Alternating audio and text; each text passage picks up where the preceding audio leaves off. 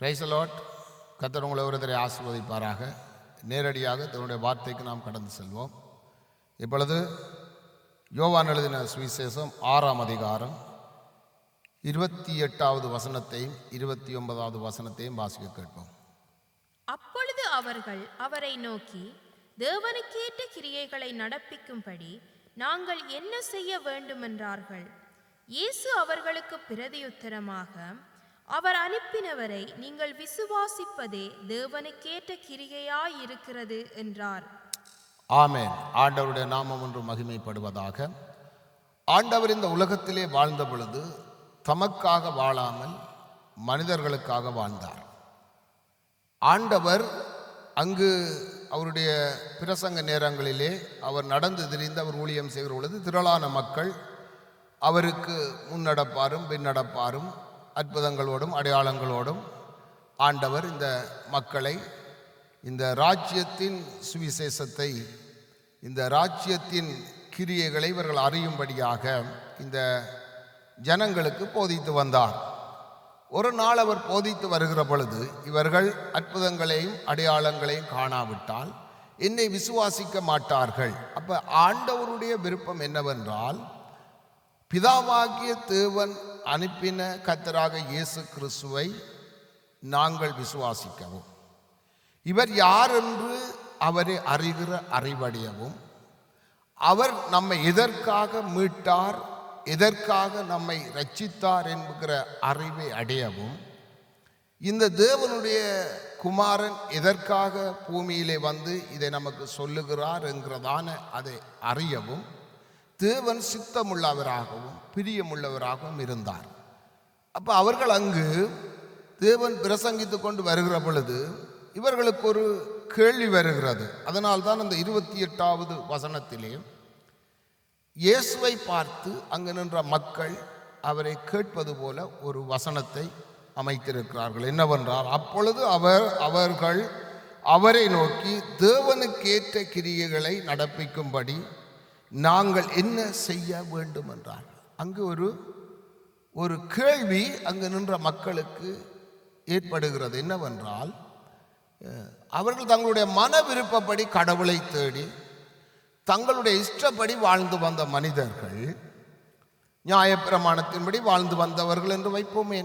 சீனாய் மலையிலே மோசைக்கு கொடுத்த நியாயப்பிரமாணத்தை முற்று முழுதாக கை கொண்டு நடந்து வந்த மனிதர்கள் என்று வைத்துக் கொள்ளுவோம். ஆனால் இந்த இயேசு கிறிஸ்துடைய பிரசங்கத்தை கேட்ட பொழுது அவர்களுடைய இருதயத்திலே ஒரு ஆச்சரியம் உண்டானது. அந்த சீனாய் மலையிலே மோசைக்கு கொடுக்கப்பட்ட நியாயப்பிரமாணத்துக்கு மேலாக மிகுந்த ஒரு அன்போடு மனதுருக்கத்தோடு அவைகளுக்கு மீறி ஒரு அதிகாரம் உடையவராய் இவர் பிரசங்கம் பண்ணுகிறதை கேட்டு, இயேசு கிறிஸ்து பிரசங்கம் பண்ணுகிறதை கேட்டு அவருடைய இருதயத்திலே ஒரு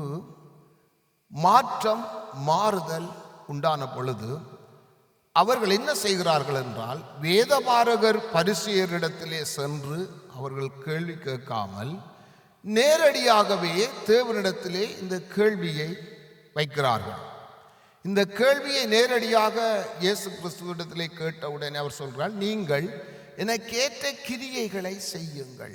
இப்போ நாங்கள் வாழுகிறது அருமையான தேவனுடைய பிள்ளைகளே, இல்லை இதை கேட்டுக்கொண்டிருக்கிற புதிதானவர்களாக இருந்தாலும், நாங்கள் வாழுகிற காலம் பழைய ஏற்பாட்டு காலம், நியாயப்பிரமாணத்தின் காலம், சீனாய் மலையிலே கொடுக்கப்பட்ட காலம் அல்ல.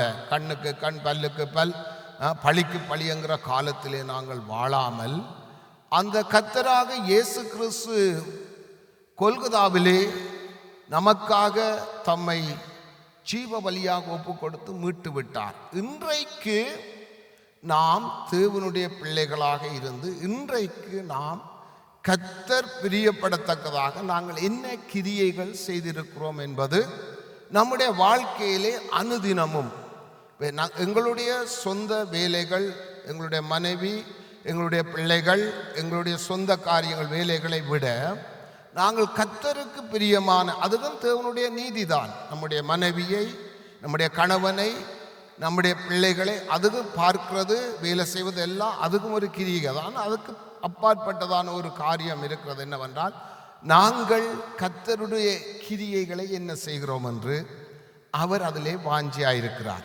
அப்போ அந்த கிரியைகளையும் நாம் கவனமாக தேவனுக்கு பிரியமாக நடப்பிக்கிறவர்களாக இருக்கணும். உதாரணத்துக்கு நான் உங்களுக்கு சொல்லுகிறேன், கேளுங்கள்.